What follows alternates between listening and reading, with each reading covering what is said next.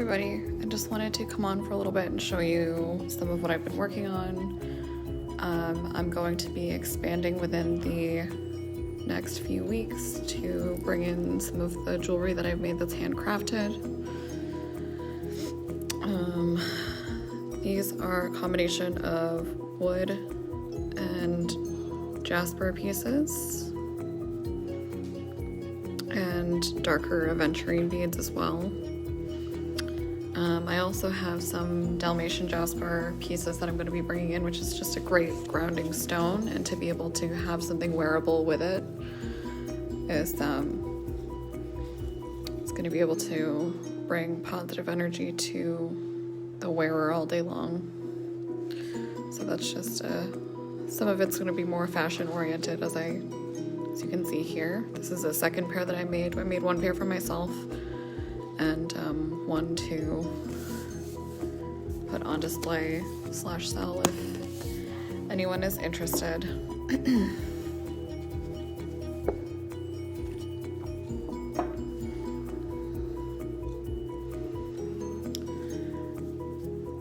So I'm just gonna touch base with whoever happens to come on, anybody that's interested in asking questions. I would be happy to clarify anything or set up an appointment publicly or privately.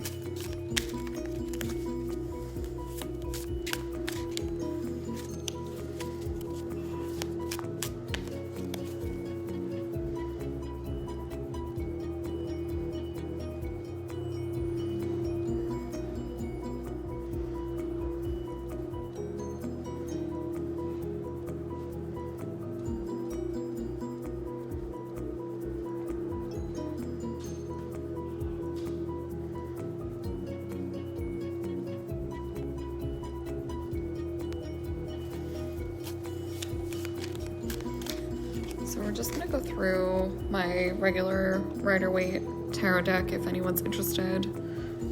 I do also have some of my oracle decks in the background here. If anyone has a quick question that they want me to answer for them, either regarding session rates, any session related questions, if you've never had your cards read in your life, kind of what to expect. I do palm readings and Reiki energy work as well. It's just that is more difficult to translate to the camera facet. So where I do primarily do a lot of card videos, I do some other modalities as well. It's just that there are some things that are more difficult to show on camera and to answer.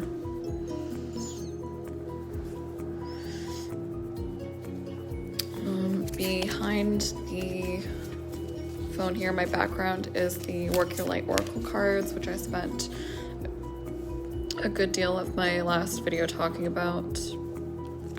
They're Rebecca Campbell deck with artwork by Danielle Noel.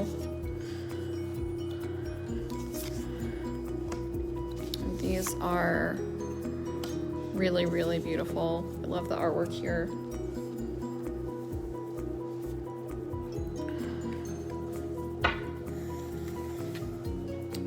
So I sometimes use these as like a base for cards to go on. So for example, they kind of help me pinpoint who specific messages are for.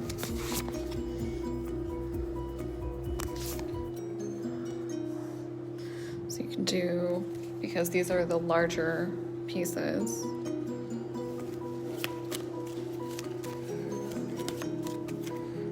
and you can then put where different cards might be, if you read inverted or not. They kind of help give some clarity about where that corner of your energy is tied up, or where it should be aligned, how to fix that feeling that you've been feeling. So when people come in for an appointment with me, if they specify that they want only a tarot reading, that's fine. But if they want kind of to just get a lot of clarity very quickly, I typically bring out, I'll like shuffle all of my decks first thing in the morning just to really get some fresh new energy into them.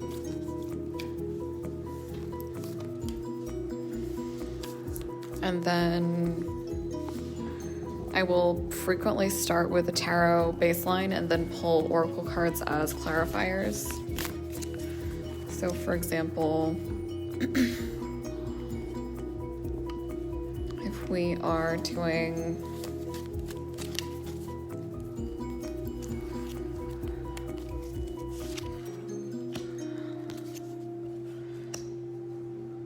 a love reading and something like this comes up and you're not sure how to interpret it, you can then do Five of Hearts, which is obviously a very good omen during a love reading for those of you familiar with the cards.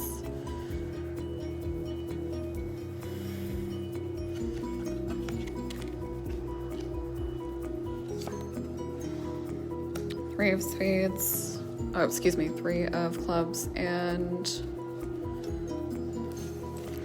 the Hermit might mean that it's not really the time to be inviting new energy into your life and to sort of second guess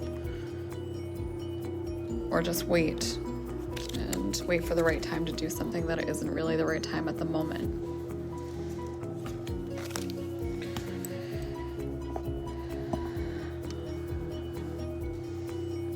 Show some artwork from my Wild Unknown deck.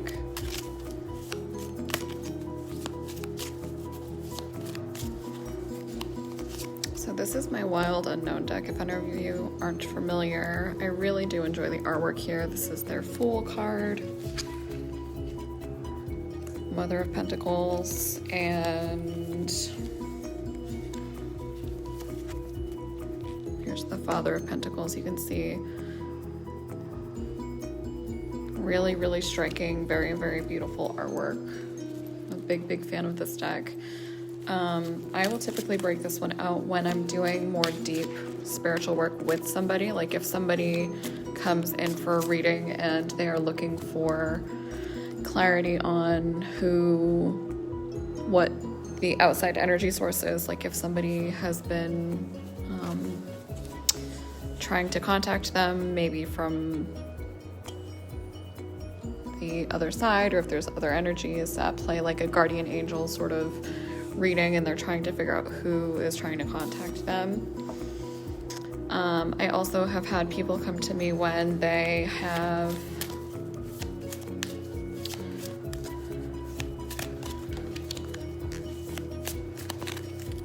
sort of a deeper crisis where they're trying to figure out a fork in the road.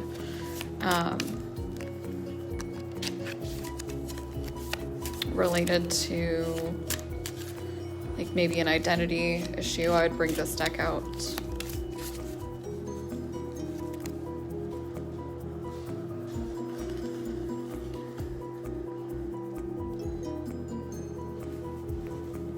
So if I pulled, let's say this, Mother of Pentacles, Father of Pentacles, and the Fool. And then at some point, we also started to figure out, okay, what type of energy is this trying to talk to you on?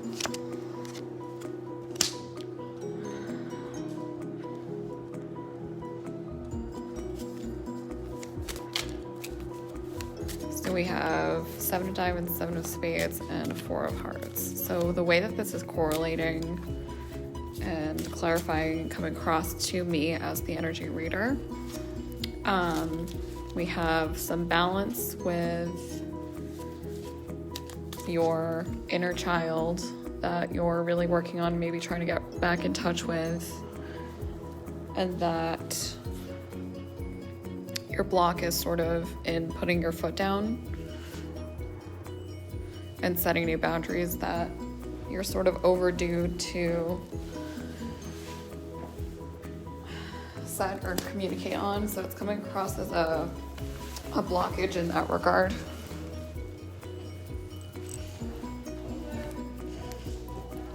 So what I try and preach during Tarot 101 and things like that, and different classes that I've been sort of brewing, are that it's not just the card meanings themselves, like for the 78 tarot cards, it's also you need to be able to trust your intuition and to communicate adequately with yourself and to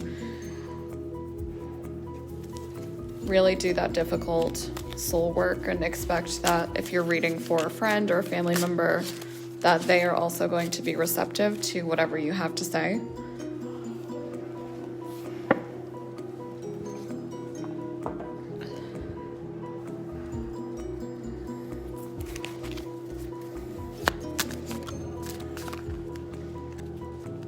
So we have 78 tarot cards, and then if you're reading with inversions, it's 78 cards with different meanings in different positions. And then once you get to the point where you're doing placements,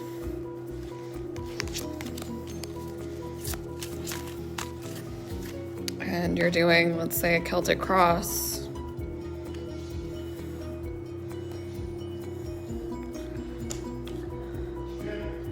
there are different cards that could be upright or inverted. So 78 different meanings times 2, plus the meanings that they are in different corners. That's why I stress that the intuition part is so crucial, especially for people who are just getting started, to really trust the information coming from within themselves and kind of what it pertains to for soul work when you're doing your reading for yourself at home.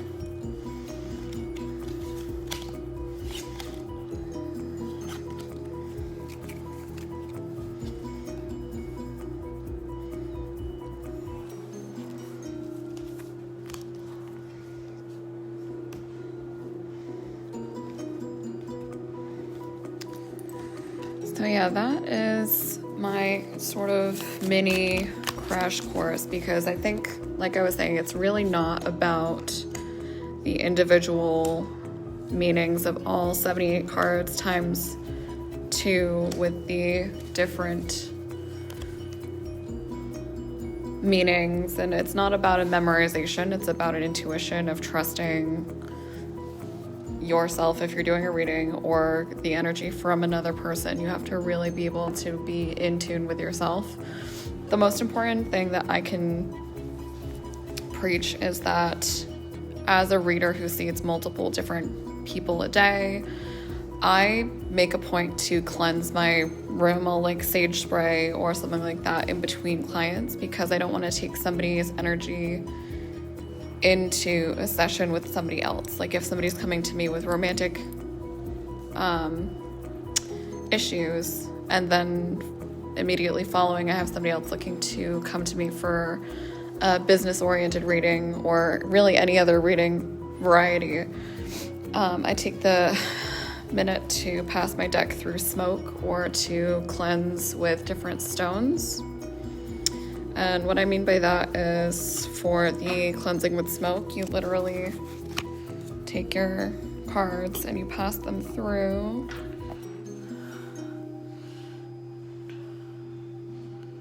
one way or another to different, really that time to breathe new and different life into it before you're taking that same deck potentially into somebody else.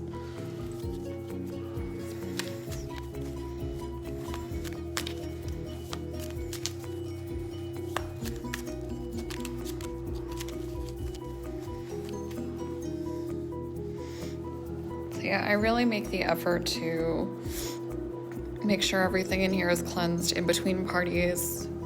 I'll shuffle, like I said, it's sort of my ritual to shuffle everything right in the beginning of the day, and then I'll shuffle everything again, like all of the decks that I have, again before I leave in the evening.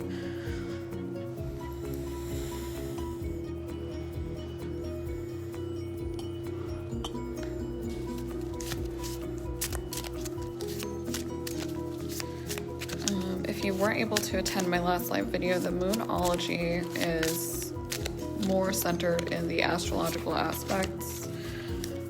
There are some that aren't. So like,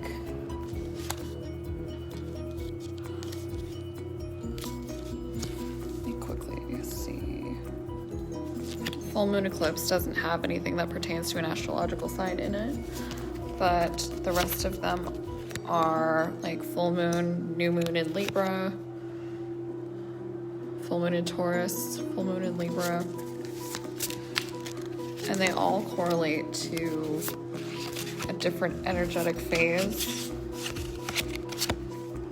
Like, they are correlated to the tarot in the sense that, like, there's major shifts coming would be a new moon eclipse, which would be like a tower type energy. Adjustments are required, which would be like a change of course, like a chariot.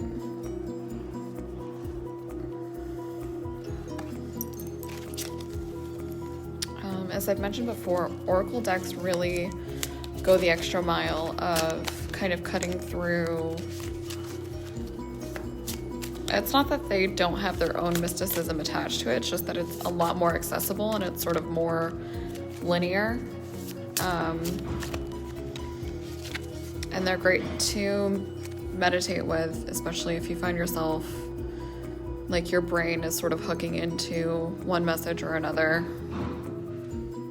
and you aren't sure how it pertains to you.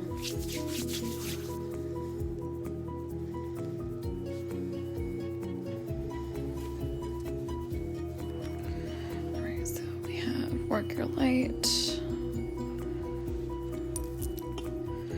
This is the Moonology.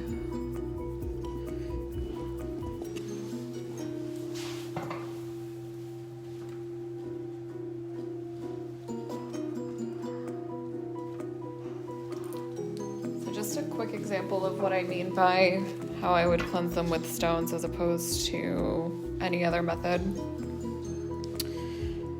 This is a really decent sized clear quartz. I'll just sort of park it right on here to cleanse.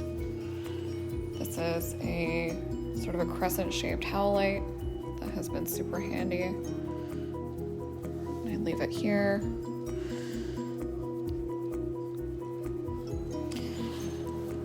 And sort of like with crystals themselves, and you have to sort of trust the deck having its own life force, like charged with your energy. And you have to sort of, it's a care and keeping thing. Like you have to make sure you're putting the right kind of charge into your deck. You can cleanse your deck with sun energy, moon energy, same way that you would with crystals, just obviously you can't cleanse your tarot deck with water. So some more, let's do a quick like little spread here.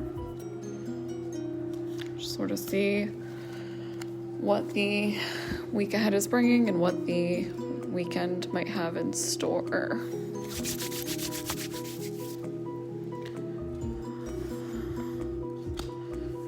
All right.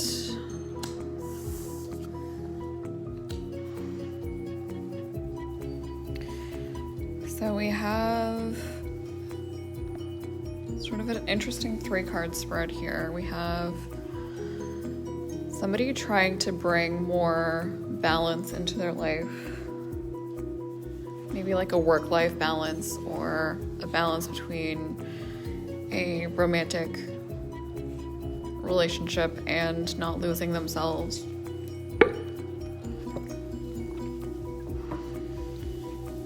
And you're sort of having a blockage and you can't access like the seeds that you're trying to plant within your relationship. It looks like you aren't getting much of a harvest from them, sort of a lack of fulfillment.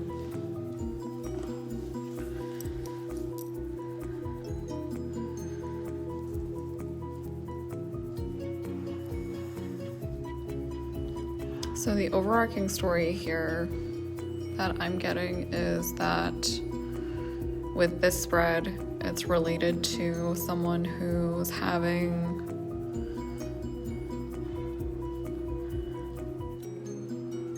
I would say in this placement, it's looking like it's relationship-related difficulties, that there are some things going really well for them, but that their relationship isn't one of them.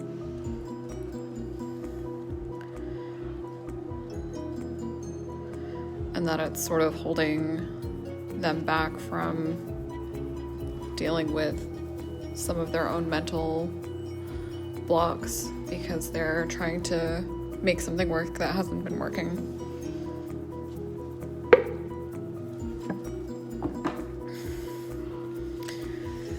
So I'm gonna kind of go down the line here since we just used this one.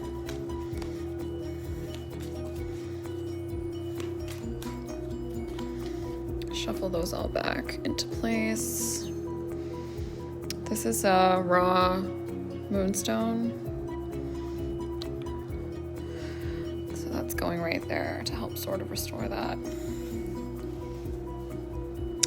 If you are somebody who doesn't really know that much about crystals, I just went through, when I did Crystals 101, I was telling the class that if you are into color therapy at all, that you already know quite a bit about crystals.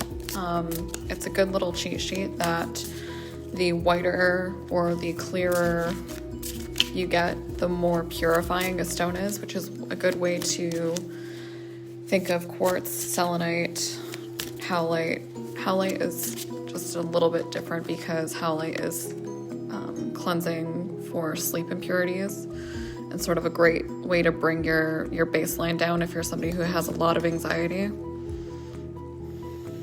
I'm gonna do another 3-card.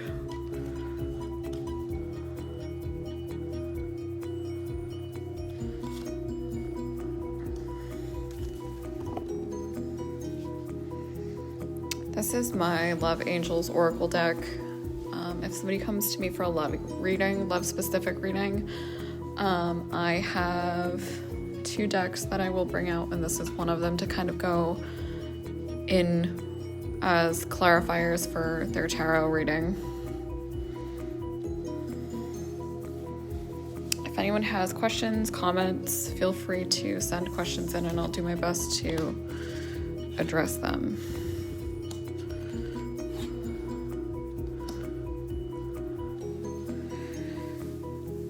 So I'm actually going to flip these around because with Oracle, that's the only... I don't always read with inversions with Oracle. And honestly, at this point, I just want to make sure that you can kind of see these adequately on camera. I know the font is sort of smaller.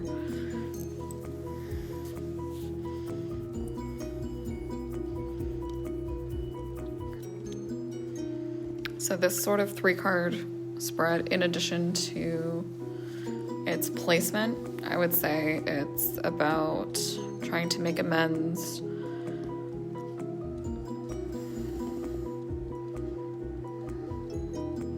and to sort of rekindle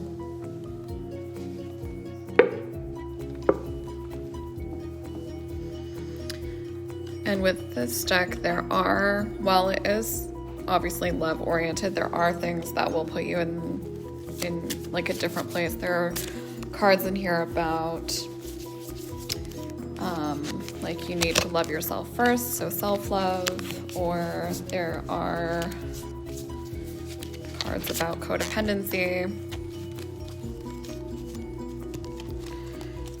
and cards that it's time to let go of. So if you find yourself in a unique position and you're really looking forward to figure out how things are supposed to move forward, this is a great deck for that. Again, this is sort of a pull no punches deck.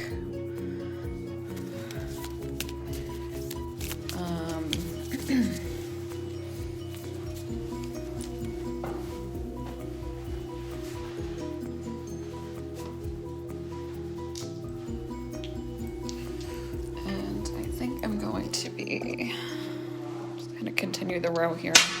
I'm going to be putting a tiger's eye here. Tiger's eye, if you're wondering, is for bravery.